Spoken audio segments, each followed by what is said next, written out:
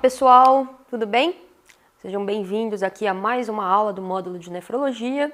Meu nome é Karina, sou médica nefrologista formada pela Unesp, Universidade Estadual Paulista, e vou conversar um pouquinho com vocês hoje sobre o papel dos túbulos renais, um segmento muito importante, né, nas funções de reabsorção e filtração exercidas pelos rins. Então, o que a gente vai aprender, sobre o que a gente vai falar um pouquinho hoje? A gente vai falar sobre reabsorção, que é o principal processo que acontece nos túbulos. A gente vai falar sobre concentração urinária, que é um outro processo importante. E a gente vai falar um pouquinho também sobre o papel dos diuréticos nos túbulos e no tratamento de algumas das doenças que a gente conhece, tá bom? Então vamos lá, bom aprendizado para nós. Começando a falar um pouquinho sobre a reabsorção tubular, tá?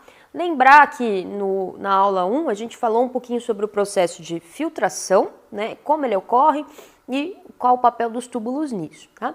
Então, a filtração, relembrando, é quando o filtrado, né, chega ali no glomérulo, tem aqueles determinantes da filtração que a gente conversou na outra aula. Esse filtrado ele vai passar pelos túbulos.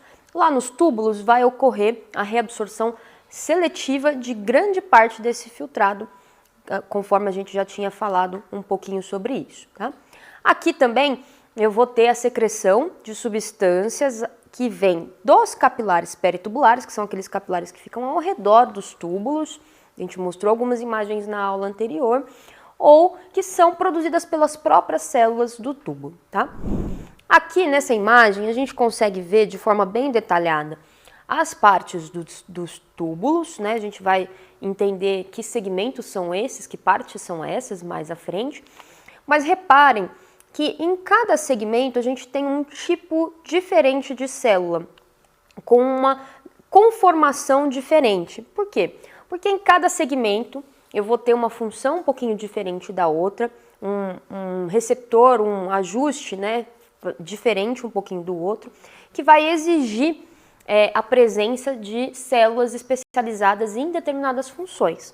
A gente vai detalhar um pouquinho algumas dessas células, mas reparem que a conformação de cada célula aqui presente nas diferentes partes do túbulo é diferente, porque elas são justamente adaptadas para funções diferentes. E a gente vai falar um pouquinho dessas funções. Relembrando assim algumas coisas que serão importantes, pelo fato de a gente contar com células altamente especializadas e com transportes que são também altamente especializados, a gente vai falar disso, transporte principalmente ativo, né? Eu tenho muitos transportadores aniônicos aqui no túbulo, reabsorção de muitas e muitas substâncias, é um processo que gasta muita energia. Então, para que esse processo aconteça, eu preciso de algumas coisas. ATPs, preciso de energia, e eu preciso de um fluxo sanguíneo renal bom para que os capilares peritubulares, que são esses que cercam os túbulos, consigam nutrir esses túbulos, consigam alimentar esses túbulos para que eles possam fazer seus processos, tá? Isso é o fisiológico, isso é o que acontece, está acontecendo aqui, agora, aqui comigo, aí com vocês, né? Os túbulos, né? Os néfrons estão lá fazendo a filtração, o filtrado está ali passando pelo túbulo e as células tubulares estão lá todas reabsorvendo e secretando várias substâncias. Mas se eu tiver, por exemplo, um paciente que tem uma condição patológica como a sepse, né?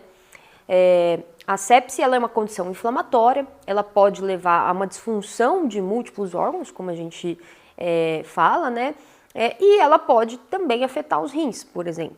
Ela pode fazer com que o paciente tenha hipotensão, né, decorrente de um choque séptico, por exemplo, e isso vai afetar o ritmo de filtração glomerular, vai afetar o fluxo plasmático renal, que a gente falou na aula anterior, vai chegar menos sangue para esse rim. Chegando menos sangue para esse rim, eu vou ter, né, além dos mecanismos que a gente comentou ali na aula anterior de manutenção da taxa de filtração glomerular, num primeiro momento eu vou tentar, né, fazer isso, depois eu vou começar a perder esses mecanismos, mas além disso, o sangue que está chegando nos túbulos vai ser menor, né, se eu diminuo a taxa de filtração glomerular, se eu tenho um estado inflamatório, como por exemplo eu tenho na sepse, esse sangue ele vai ser, essa quantidade vai ser menor, esse fluxo plasmático renal vai ser menor. E isso vai afetar essas células tubulares. Elas vão começar a ficar disfuncionantes. Vai começar a acontecer apoptose, morte dessas células e os túbulos eles vão passar a ficar meio bobos, né? Vão ficar, né, meio, nossa, o que está acontecendo aqui? E vão declinar de suas funções, algumas de suas funções. Então, por isso que quando eu tenho disfunção renal, né, quando eu tenho redução da taxa de filtração glomerular por algum motivo, aqui eu estou dando um exemplo, né, de um paciente com sepse, eu tenho menos sangue chegando nesses capilares peritubulares e aí eu vou fazer uma disfunção dessas células e eu posso ter vários distúrbios, principalmente de eletrólitos, então hipercalemia, acidose, e vários outros que a gente vai conversar um pouquinho mais à frente. É só para a gente ter uma ideia, uma noção de como que esse processo acontece. Aqui a gente vê direitinho os segmentos do túbulo, como a gente conversou. Então, o primeiro segmento em azul é o túbulo proximal, é onde é reabsorvida a maior parte, né, do ultrafiltrado. Logo em seguida a gente vê a alça de Enden, que vai ficar muito na função ali de concentração urinária, reabsorção de água principalmente. Logo em seguida a gente vê o túbulo distal, que é aquele que vai fazer junto com o ducto coletor, que é o final do túbulo, os ajustes mais finos, né? A gente vai detalhar isso um pouquinho mais à frente. Aqui, né, a gente fala um pouquinho, né, dos processos que acontecem. A reabsorção. Então, a substância que vem ali do ultrafiltrado, né, ela é transportada no lúmen tubular para o interstício por via transcelular, ou seja, passa por dentro da célula, ali a gente vê a setinha explicando, ou por via paracelular, passa por entre as células, tá? Então, reparem aqui que nessa figura eu tenho isso bem explicitado e para a gente não confundir. Então eu tenho o filtrado, tenho o ultrafiltrado que vem ali, né, que está dentro, né, do túbulo. Esse ultrafiltrado ele vai passar por dentro ali da célula tubular, seja de forma paracelular ou transcelular. Ali dentro das células vão ser feitos os processos, né, de trocas, né, de receptores e tudo mais, e aí depois ele vai sair desse espaço peritubular em direção ao capilar peritubular. Então essa substância que foi reabsorvida, ela vai fazer justamente esse caminho, tá? E o que sobrou, o que não foi reabsorvido, vai ser excretado, continuando ali para a formação de urina, tá? Então aqui eu tenho transporte na maioria, né, das vezes ativo, mas posso ter também um pouco de transporte passivo, tá? Posso ter transporte primário ou secundário. O primário, ele é feito por aquela famosa bomba sódio, potássio, ATPase. Então aqui, né, a gente vê que eu tenho gasto energético e um gasto energético grande. O transporte secundário, um exemplo é a glicose, tá? E eu tenho uma variável, né, que se chama TM, que é a concentração máxima de soluto que pode ser completamente reabsorvida. A gente vai detalhar um pouco mais esse conceito numa próxima pergunta aqui que a gente vai ver. Olha só, qual a quantidade de substância que é reabsorvida, sabendo-se que o ritmo de filtração glomerular é de 120 ml por minuto. A gente conversou isso na primeira aula, né? A concentração de substância no plasma é de 1,5 mg por ml, no caso dessa substância específica, e o TM, que é esse máximo que a gente falou, é de 320 mg por ml. Então, como que a gente vai fazer essa conta? Olha só. Primeiro, a gente vai calcular a carga filtrada dessa substância. Como que a gente vai fazer isso? A gente vai multiplicar o ritmo de filtração glomerular pela concentração da substância no plasma, que é dado na questão. Então, vai ficar 120 vezes 1,5. Tá? Aí, então, a gente tem que a carga filtrada dessa substância é de 180 mg por minuto. Mas o TM, que é aquela variável que é o máximo, né, de reabsorção que eu posso fazer, no caso daquela substância, é de 320 mg por minuto. Então, essa substância ela vai ser toda reabsorvida. No caso, a alternativa correta, a alternativa D, 180 mg. Vamos falar um pouquinho agora sobre as diferentes partes do túbulo. Então, o túbulo proximal, que é aquela primeira parte logo que sai do tufo glomerular. Ele vai se iniciar imediatamente após o glomérulo e ele é responsável pela reabsorção da maior parte da água e dos solutos filtrados, tá? Se a gente for fazer uma analogia, eu lembrar do túbulo proximal, ele é o lixão do rim.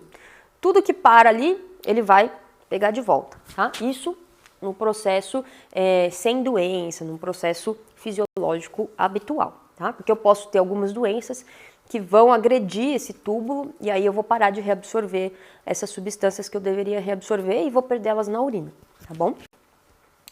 A água, ela é reabsorvida na mesma proporção que o sódio. Sempre quando eu falo de reabsorção de água, eu falo de reabsorção de sódio. Água e sódio andam sempre juntinhos, tá? Mantendo o filtrado isosmótico ao plasma, em torno de 300 miliosmos por litro. Tá? Isso vai ser ali um dos determinantes da minha osmolaridade plasmática e da minha osmolaridade urinária. Tá? Reabsorção de potássio, cálcio, magnésio, ureia e outras substâncias ocorrem de forma indireta, também associada ao transporte de sódio e água. Tá? Aqui eu tenho, lembra que eu comentei daquelas células especializadas? Aqui eu tenho uma célula especializada que se chama célula com borda em escova, cuja função é aumentar a superfície de absorção. Então, nada mais justo que no segmento onde eu mais reabsorvo, eu tenho uma célula preparada para reabsorver mais, com um aumento de sua superfície, que é a célula de borda em escova. Tá? O túbulo proximal ele é dividido em 3 segmentos principais, S1, S2 e S3, e cada um tem uma funçãozinha um pouquinho diferente da outra.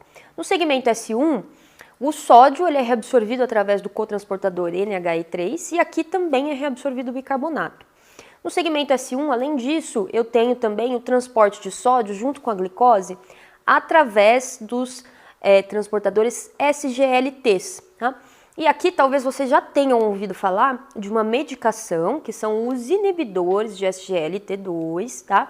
Que vão atuar nesses transportadores e que são medicações que têm sido consideradas, né, num contexto, né, inicialmente elas vieram para controle do diabetes, mas que depois os estudos viram que são medicações muito importantes, tanto para nefroproteção, ao lado de outras 2 medicações que são muito importantes, que são os BRAS, ou bloqueador do sistema renina-angiotensina-aldosterona, ou IECA, que é o inibidor da enzima conversora de angiotensina, que são 2 medicações muito importantes para pacientes que têm doença renal crônica, proteinúria e outras doenças. Então, os inibidores da SGLT2, que vão atuar justamente nesse segmento, são medicações novas que têm vindo com um papel muito importante naquilo que a gente chama de nefroproteção. E se a gente observar, né, no segmento S1, onde esses receptores estão, o sódio é transportado junto com a glicose. Os inibidores desses receptores, eles vão bloquear esse transporte, e aí um efeito colateral dessa medicação é a glicosúria. Eu vou perder glicose na urina porque não vou reabsorver, justamente porque esse transportador vai ter sido bloqueado. Se vocês já ouviram falar, essas medicações são empaglifosina, dapaglifosina, canaglifosina. São medicações que pertencem a essa classe, inibidores dos SGLT2, que são esses transportadores aqui do segmento S1 do túbulo. Tá? No segmento S2, o sódio ele é reabsorvido junto com o cloro, e no segmento S3 eu tenho reabsorção de sódio em menor intensidade. Depois do túbulo proximal, vem a alça de Henle, que é aquela que faz um U assim. Ela também tem as suas células especializadas e as suas divisões em segmentos, tá? Que são 3. O segmento descendente fino, o segmento ascendente fino e o segmento ascendente espesso. Tá? Os segmentos finos, eles são células pequenas, sem borda em escova, como tínhamos lá no túbulo proximal, que tem poucas mitocôndrias. Tá? Então ele tem baixa capacidade aí de reabsorver solutos. Tá? A porção fina descendente, ela é muito permeável à água e pouco permeável a solutos. Tá? Isso é que vai, junto com outras coisas, determinar um mecanismo de concentração urinária que a gente chama de mecanismo de contracorrente. Tá? A porção espessa, ela é impermeável à água.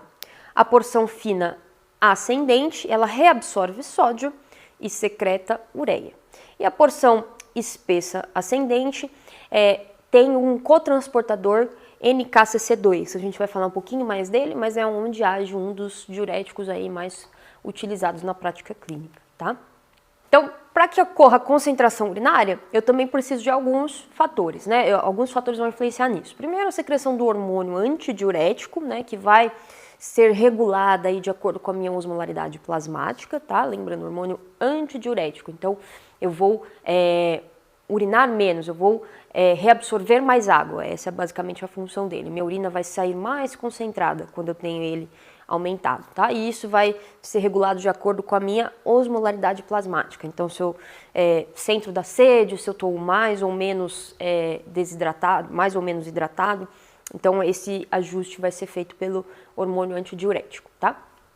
E a medula renal hipertônica, tá? Que é gerada justamente por aquela diferença de permeabilidade à água e solutos que a gente viu no slide, que a gente falou no slide anterior, nos segmentos da medula, tá?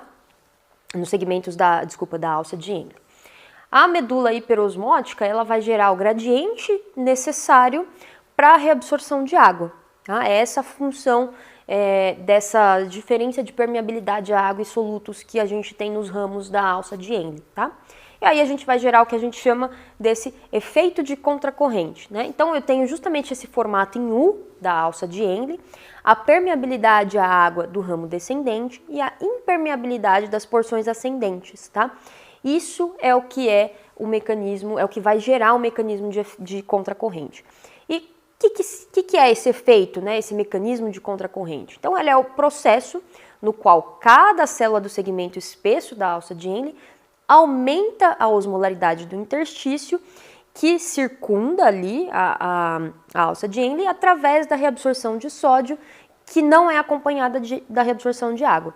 Então essa diferença de permeabilidade, ela vai me permitir concentrar mais ou menos a medula de acordo com aquilo que eu preciso. Então eu vou ter uma diurese mais ou menos osmolar, né, de acordo com esse mecanismo de contracorrente, tá? Então, olha só, continuando, né, um pouquinho mais, detalhando um pouquinho mais isso, né? Então, o aumento da osmolaridade do interstício adjacente, ele vai retirar a água por osmose do ramo descendente fino da alça de Henle. Isso vai concentrar o fluido intratubular, tá? Esse processo ele é repetido ao longo de toda a alça espessa. Além do sódio, né, além do NaCl, né, a ureia também é um outro soluto que vai ser muito importante para a manutenção da hiperosmolaridade medular, tá? É por isso que quando eu tenho, né, uma disfunção renal e quando eu tenho uma recuperação dessa função renal, num paciente que fez uma disfunção aguda, pode-se acontecer do paciente fazer poliúria, né, porque eu tinha muita ureia ali acumulada, que eu não estava conseguindo excretar, porque eu estava com a taxa de filtração diminuída por algum motivo, por exemplo, o exemplo da sepse que a gente falou anteriormente, e essa ureia toda, agora que eu vou conseguir excretar ela vai passar aqui nessa medula, ela vai determinar uma maior osmolaridade, ela vai levar junto com ela a água, e aí eu vou ter uma que a gente chama de poliúria, né, pós-recuperação da disfunção renal, tá? Isso vocês vão entender um pouco mais à frente, mas é só para a gente correlacionar a fisiopatologia normal com processos patológicos que possam acontecer, tá? Então, basicamente, esse mecanismo de contracorrente, ele é extremamente importante para eu concentrar ou diluir a minha urina. Aí vai ser determinado justamente ali pelo ADH e pela osmolaridade do plasma, tá? Então, aquilo que eu precisar, eu vou conseguir fazer nessa medula, de concentrar ou diluir minha urina, tá? Agora, falando dos segmentos mais distais, não é? Dos últimos segmentos do túbulo. Então, o túbulo distal, ele é dividido em segmento convoluto e ducto de conexão, tá? Ele tem baixa permeabilidade à água e ele reabsorve em torno de cerca de 5% do sódio, tá? Os segmentos distais, tanto do túbulo distal quanto do ducto coletor, eles vão ser responsáveis por aquilo que a gente chama, de forma geral, de ajuste fino do potássio, ajuste fino do bique. Então, são processos um pouco diferentes lá do que acontece no proximal, onde eu reabsorvo uma grande quantidade de coisas. Aqui eu já vou fazer um ajuste mais delicado, né, dessa quantidade que eu preciso reabsorver ou excretar, tá? O ducto coletor, que é o final, é a última parte, tá? Ele faz o ajuste fino do sódio e do potássio, como eu acabei de falar, tá? Ele tem dois tipos de células, né? Lembra daquela figurinha lá que a gente falou, que a gente mostrou, que tem os variados tipos de células? Aqui as células são as principais e as intercaladas, tá? A célula principal, ela reabsorve sódio e excreta potássio através dos canais epiteliais de sódio ou canais ENaC, tá? E através da ação da aldosterona. As células intercaladas, alfa e beta, são responsáveis pela reabsorção de Bic e excreção de H+. Esses dois pontos, né, que a gente falou, tanto as células principais quanto as células intercaladas alfa e beta, vão entrar aí na regulação do potássio, no caso das células principais, e na regulação ácido-básica, no caso das células intercaladas. A gente vai ter uma aula específica para falar de cada um deles, tá? Mas, quando a gente falar, lembrar disso aqui, tá? E eu vou ter também a ação do ADH, que vai modular a permeabilidade à água através da expressão de aquaporinas, continuando naquele mecanismo final, né, de concentração ou diluição urinárias, tá? Então, a gente viu um pouquinho dos segmentos dos túbulos, né? O que faz cada um, qual é a responsabilidade de cada um. E aqui a gente vai falar um pouquinho dos diuréticos, que são medicações muito utilizadas na prática clínica e que vão interferir em mecanismos diferentes do túbulo, tá? Então, os diuréticos, eles são utilizados no tratamento de algumas doenças que a gente sempre vê muito, são muito comuns na prática clínica. Que doenças são essas? Doenças que geram edema, que geram estados edematosos, acúmulo de líquido, tá? Então, insuficiência cardíaca, cirrose, síndrome nefrótica, a própria doença renal crônica e algumas outras doenças que podem gerar acúmulo de líquido, tá? São divididos em classes de acordo com o local de atuação no túbulo, tá? De forma geral, os diuréticos vão agir inibindo a reabsorção de sódio. Então, eles vão causar o que a gente chama de natriurese e perda de água. Lembrar que sódio e água andam juntinhos. Se perca o sódio, a água vai atrás dele, tá? Essa, basicamente, é a ideia de funcionamento de um diurético, tá? A maioria dos diuréticos, ela é ligada à proteína e vai ser secretada lá no túbulo, tá? Por que isso é importante? Porque quando eu tenho um paciente inflamado, um paciente que está muito edemaciado, para esse diurético conseguir chegar lá no túbulo, né, é mais difícil. Então eu preciso fazer doses maiores de diurético para conseguir que esse diurético alcance o efeito desejado. Não sei se vocês já ouviram falar, mas tem uma coisa que se chama teste de estresse com furosemida. Então é basicamente esse conceito que a gente vai usar, uma dose alta de diurético para que ele consiga chegar lá, mesmo porque eu vou ter uma diminuição das proteínas plasmáticas nesses estados inflamatórios, né? Por exemplo, na insuficiência cardíaca, na cirrose, e para chegar lá vai ser mais difícil, então eu preciso de uma dose maior, tá? Então, quais são os diuréticos que agem no túbulo proximal? Alguns deles, tá? Acetazolamida, tá? Um diurético já mais antigo, mas que vem tendo um papel mais importante agora. Trabalhos mais recentes aí apontam talvez o uso da acetazolamida na insuficiência cardíaca, que seja uma coisa interessante, tá? Mas como que ela age? Então, ela bloqueia a atividade da anidrase carbônica na borda em escova do túbulo proximal, inibindo a reabsorção de bicarbonato e a secreção de H+. Então, ela evita a reabsorção de sódio através desse cotransporte, tá? O efeito colateral dela, acidose, tá? Quando que ela é mais usada, né? Geralmente pacientes com glaucoma que tem aumento da formação ali do humor vítreo. Mas, como falei para vocês, o papel da acetazolamida vem sendo revisto aí nos últimos tempos, tá? Alguns trabalhos mais novos saindo. Temos os diuréticos que a gente chama de diuréticos osmóticos, o principal deles é o manitol. Um uso muito importante do manitol é casos de hipertensão intracraniana, tá? O manitol, ele inibe a reabsorção de sódio e água no túbulo contorcido proximal, tá? Ele vai causar uma diurese abundante. Os diuréticos de alça, né, que são bem famosos, quais que são eles? Então, o principal exemplo que a gente tem, furosemida, tá? Temos também a bumetanida e a torzemida, que são dois diuréticos que são usados, que a gente não tem no Brasil, que são usados nos Estados Unidos, tá? Eles atuam na alça de Henle, bloqueiam o receptor NKCC2. Lembra? A gente mostrou no slide, em algum slide anterior ali, onde que estava esse transportador, tá? E eles vão inibir a reabsorção do sódio, tá? Em torno de 20 a 25% do sódio filtrado. É a classe de diuréticos mais potente, tá? E como efeitos colaterais, eu vou ter a hipocalemia, hipomagnesemia e hipocalcemia, tá? Além de poder, obviamente, se eu não acertar a dose, desidratar o meu paciente. Tá? Os diuréticos tiazídicos, quais são eles? Mais conhecidos, hidroclorotiazida e clortalidona. Tá? Eles vão inibir o transporte de sódio pelo NCC no túbulo distal. Tá? Então aqui é uma atuação mais no túbulo distal. Tem menor efeito natriurético do que os diuréticos de alça, são menos potentes, tá?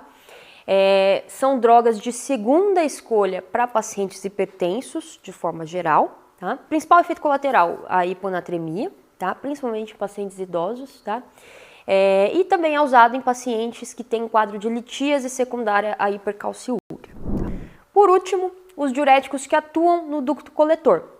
Quais são eles? Espironolactona e esplerona, os mais conhecidos. Tá? Eles vão ser antagonistas da aldosterona. Tá? Aqui são os que a gente chama de diuréticos poupadores de potássio. Tá? Por quê? Eles inibem os receptores mineralocorticoides, tá? Impedem a atuação da aldosterona no canal epitelial de sódio, no canal ENA, que a gente vai falar um pouquinho mais dele na aula sobre potássio, tá? Vão levar, então, a menor reabsorção de sódio e menor excreção de potássio. Então, por isso, diuréticos poupadores de potássio. E tem também a amiloride, que bloqueia diretamente os canais de sódio, tá? Então, esses são os exemplos dos diuréticos que nós temos. Então vamos aplicar um pouquinho. Então, a complicação que pode ocorrer com o uso de diuréticos, né, que a gente falou, né, que são fármacos que bloqueiam a bomba de sódio e a anidrase carbônica, são todas as respostas. Então, a gente falou, né, hipocalemia, hiponatremia com os tiazídicos, eu posso desidratar meu paciente se eu não tiver a dose correta e eu também posso causar a calose metabólica, tá? Então, o que a gente aprendeu nessa nossa aula? Que os túbulos, eles têm células especializadas em cada segmento, né, e que isso é muito importante para a função dos túbulos, tá? Eles atuam na reabsorção de diversos solutos, como a gente conversou, e falamos um pouquinho da atuação dos diuréticos em cada segmento desse túbulo, tá? Muito obrigada por terem acompanhado até aqui, espero vocês na próxima.